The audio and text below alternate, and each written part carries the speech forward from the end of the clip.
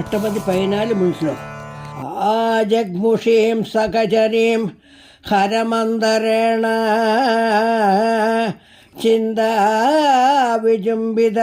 വിശാഖഭരണദീന ലോക്യ ലോകജനനീം ഹൃദി സന്ദിഹാനായ കാന്തം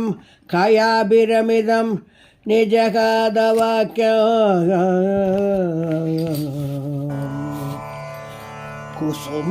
കുസുമചരാഘവ സമുചിതരൂപം പ്രിയ പരിരംഭണ പരിഹൃതതാപ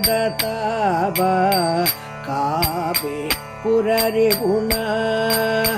രമയതി ഹൃദയം അമിത ഗുണ കാപി പുരരിഗുണ കനതര കുശയുഗ മൃതമദലേഭം ദയിത വിഗിതരതി നവ്യസുലഭ കാപി പുരരിഗുണ രമണരജിത കട പത്രവിശേഷം ഉരസിലുളിത മണി ഹാരവിഭൂഷ കാപി പുരരിഗുണ ധൈര്യനിടിത സുധ ദരസീമ ಗಳಿದ ವಸನ ಕಡೆ ಪರಿಗೃತತಾಮ ಕಾಪಿ ಪುರರಿಗುಣ ಅಧಿಕದ ಮೃದುದರ ಕಿಶಲಯ ಶಯನಂ ತರ ಪರಿಮೀಲಿದ ಚಾಲಿದ ನಯನ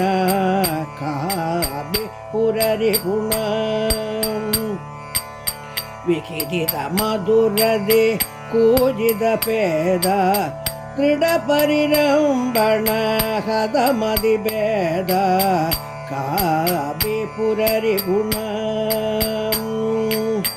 ಮಗಿದ ಮಕೋರಸಿ ಸರಬಸ ಪದಿದ ನುಳಿದ ಕುಸುಮ ಕುಡಿಲಾಳಗ ಮುದಿದ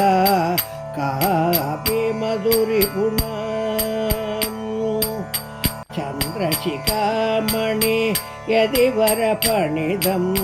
ಸುಗಯದು ಸ್ವಾದು ಜನಂ ಶಿವಶರಿದಂ ಕಾಪಿ ಪುರರಿಗುಣ ರಮಯದಿ ಹೃದಯಂ ಅಮಿತ ಗುಣ ಕಾಪಿ ಪುರರಿಗುಣ പിൻ ശ്ലോകം. ചകോരാണാം പ്രീതിം കലയതി മയൂഹൈകേ നിജകല പ്രധാനൈകേ ദേവാനാമഭിദൈതഭാജാം മൃഗദൃശാം നഗോനാം രാഗഹിമകിരണമാതൃക് വിരഹിണേ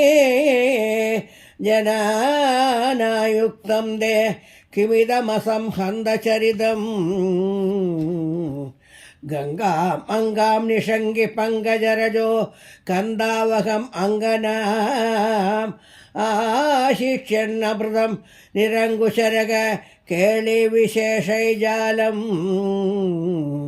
വിഭ്രാന്തക കിം ദബ്രരാഗ പരിതക തസ്യാമുദശ്യാന്തിം കാന്തക അസ്രാന്തം അനംഗനാഗവികദോ നാഭ്യാജമഭ്യാഹത ഇതി ശ്രീ കാഞ്ചികാമകോടിപീഠാധിപതി ശ്രീ ചന്ദ്രശേഖര സരസ്വതി വ്യതിവര വിരചിത ശിവഗീതിമാലായാം ഷഷ്ടദ സർഗഃ. ബോലോ നാഥ ഉമാപദേ ശംഭോ ശങ്കര പശുപദേ ബോലോ നാഥ ഉമാപദേ ശംഭോ ശങ്കര പശുപദേ ನಂದಿವಾಹನ ನಾಗಭೂಷಣ ಚಂದ್ರಶೇಖರ ಜಡಾಧರ ನಂದಿವಾಹನ